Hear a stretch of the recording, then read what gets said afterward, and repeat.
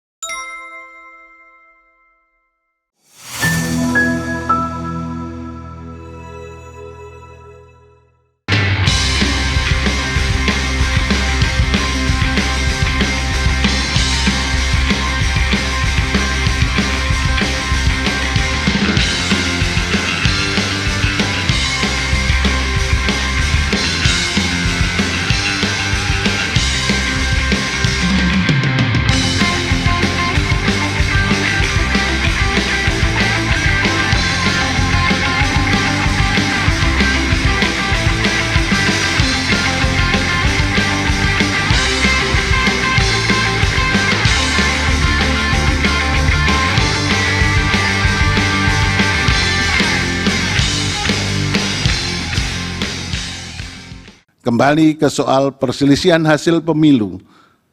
Sejak pemilu presiden dan wakil presiden tahun 2004, 2009, 2014, dan 2019 tak pernah ditemukan pemerintahan yang turut campur dan cawe-cawe dalam pemilihan presiden dan wakil presiden.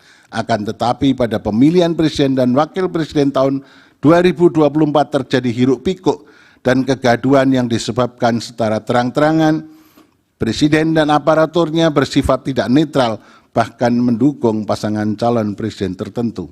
Apa yang dilakukan presiden seolah-olah mencoba menyuburkan spirit politik dinasti yang dibungkus oleh virus nepotisme sempit yang berpotensi mengancam tata nilai demokrasi ke depan. Oleh karena itu, dalam memeriksa, mengadili dan memutus perselisihan hasil pemilu presiden tahun 2024 ini, Mahkamah Konstitusi sepatutnya tak boleh hanya sekedar berhukum melalui pendekatan yang formal, legalistik, dogmatis, yang hanya menghasilkan rumusan hukum yang rigid, kaku, dan bersifat prosedural, melainkan perlu berhukum secara informal, non-legalistik, ekstensif, yang menghasilkan rumusan hukum yang progresif, solutif, dan substantif, tak kalah melihat adanya pelanggaran terhadap asas pemilu yang langsung, umum, bebas, dan rahasia, jujur, dan adil, sebagaimana ketentuan pasal 24E ayat 1 Undang-Undang Dasar 45, serta demi menegakkan prinsip keadilan pemilu. Hal ini kemudian ditegaskan kembali oleh Mahkamah pada putusan nomor 85 tahun 2022 dan seterusnya dianggap telah dibacakan.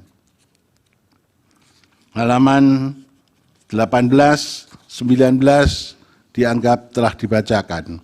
Ketiadaan pembedaan dua rezim bagi pemilihan kepala daerah dan pemilihan umum membawa implikasi hukum tersendiri, termasuk berdampak pada berubahnya karakteristik penyelesaian perselisihan hasil pemilihan umum sebagaimana pasal 22E Undang-Undang Dasar 45 yang semula menggunakan pendekatan prosedural justice menjadi substansial justice. Dalam perkembangannya, Mahkamah memang acap kali seolah-olah hanya menggunakan cara berhukum yang formal legalistik dengan menggunakan pendekatan keadilan prosedural, tak kalah menyelesaikan perselisihan hasil pemilihan umum untuk pemilih presiden dan wakil presiden tahun 2024, 2009, 2014, dan 2019. Sebab tidak ada kebutuhan atau urgensi yang memaksa mahkamah untuk keluar dari paradigma keadilan prosedural. Hal ini dikarenakan mayoritas sengketa yang dipermasalahkan pun hanya berkenaan dengan perselisihan hasil penghitungan suara. Berbeda karakter tak kalah mahkamah mengadili perselisihan hasil pemilihan kepala daerah di mana Mahkamah cenderung menyelesaikan hasil perselisihan pemilihan kepala daerah menggunakan paradigma keadilan substantif, karena memang terdapat kebutuhan yang memaksa Mahkamah keluar dari pendekatan keadilan. Hal ini dilakukan oleh Mahkamah hanya apabila terdapat peristiwa pelanggaran kepala daerah yang secara nyata melanggar asas pemilu. Di sisi lain, tak kalah Mahkamah mengadili perselisihan hasil kepala daerah Jawa Timur dan sebagainya dianggap telah dibacakan.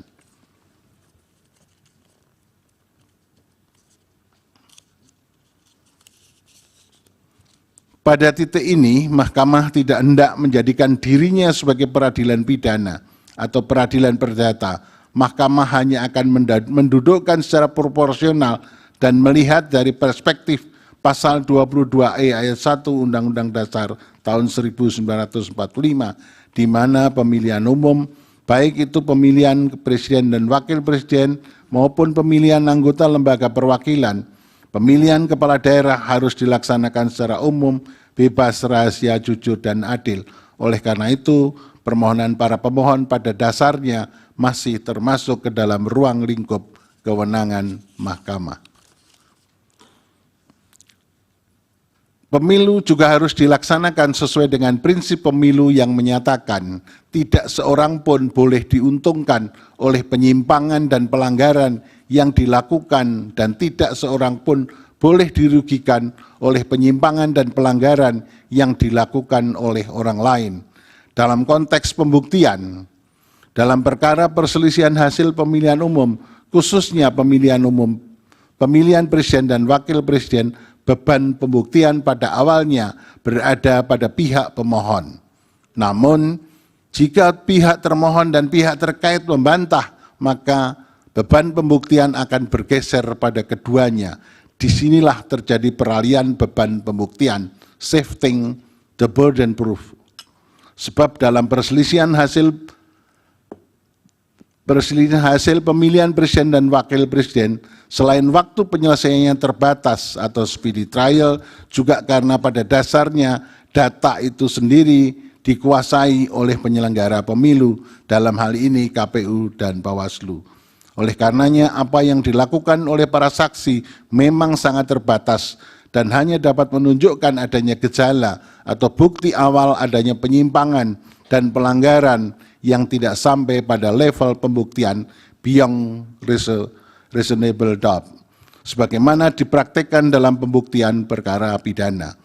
Oleh karena itu, paradigma pembuktian dalam derajat beyond reasonable doubt tidak tepat dan tidak dapat dipraktikkan dalam peradilan pemilu in casu Mahkamah Konstitusi. Sementara itu, pada pendapat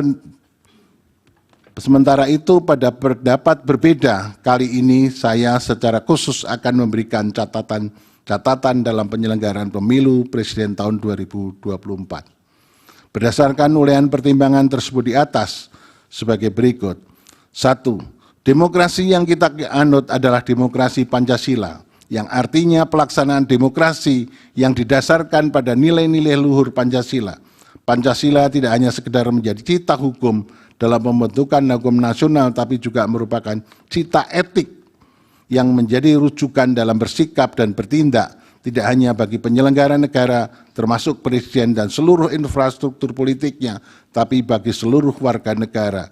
Sebab negara kita tidak hanya harus diselenggarakan sesuai dengan prinsip rule of law, tetapi juga prinsip rule of ethic. 2. Dalam rangka melaksanakan prinsip rule of ethic, dan agar semua penyelenggara negara tunduk pada nilai etika yang luhur yang terdapat di dalam Pancasila, maka pelaksanaan rule of ethic perlu ditegakkan oleh suatu mahkamah etik nasional.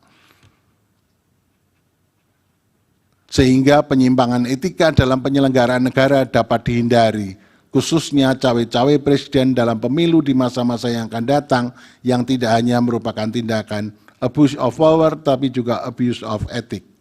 3. Desain hukum pemilu, terutama konstrain waktu penyelesaian sengketa perselisihan hasil pemilihan umum, perlu ditambah tidak hanya 14 hari dengan mempertimbangkan ruang lingkup wilayah sengketa yang meliputi wilayah Indonesia, sehingga didapat waktu penyelesaian yang rasional, proporsional, dengan mengingat adanya waktu pemilihan presiden putaran kedua dan waktu jadwal ketatanegaraan pada bulan Oktober. 4. Perlu juga dibuat undang-undang lembaga kepresidenan yang memuat secara rinci, detail, uraian tugas pokok dan fungsi presiden sebagai kepala negara sekaligus sebagai kepala pemerintahan. Demikian catatan saya yang termuat pada dissenting opinion dalam perselisihan hasil pemilihan umum presiden tahun 2024 sebagai ikhtiar untuk menjaga dan menegakkan negara hukum yang demokratis yang berketuhanan sesuai dengan nilai-nilai luhur Pancasila. Selanjutnya saya akan lebih jauh mempertimbangkan pokok-pokok permohonan para pemohon yang dianggap penting di samping dalam rangka untuk tetap menjaga nyala obor demokrasi di bumi pertiwi yang belakangan ini telah mulai meredup karena tangan-tangan oligarki yang merusak dan meninggalkan noda hitam dalam kanvas perjalanan demokrasi bangsa. Pokok permohonan pemohon dan seterusnya dianggap telah dibaca dengan dalil-dalil sebagaimana hampir sama dengan apa yang disampaikan oleh Profesor Saldi dan Profesor Eni. Sekaligus sementara itu saya sampaikan dari halaman 25 sampai dengan halaman